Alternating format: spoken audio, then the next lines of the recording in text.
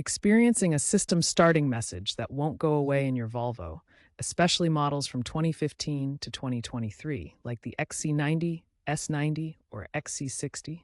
This often indicates a boot failure due to software glitches or corrupted data. First, try a hard reset. Hold the power button for 10 to 15 seconds.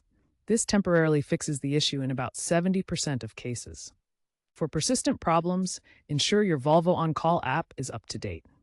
Volvo began rolling out over-the-air software updates in mid-2024, with version 1.2.8 released in September 2025, reducing boot loop problems in Census and Census Connect systems. If problems persist, continue to the next section for more in-depth troubleshooting. If a hard reset doesn't solve the system starting problem, more advanced fixes are available. A full software reinstall via USB may be needed. For models without over-the-air updates, download the latest software from Volvo's website onto a formatted USB drive and follow the on-screen instructions. Volvo issued a voluntary recall, its NHTSA campaign number 25V-123, in October 2025 for select 2020-2022 models.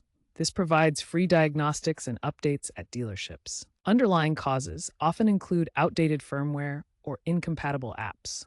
These can corrupt files and cause the system starting error. To prevent future issues, keep your system updated, avoid extreme temperatures between 0 degrees Celsius and 40 degrees Celsius, and be cautious with aftermarket accessories, which may cause corrupted files. Models from 2022 onward use Android Automotive OS, which has significantly improved reliability. The system starting error is rarely a hardware fault and is typically resolved via resets or updates.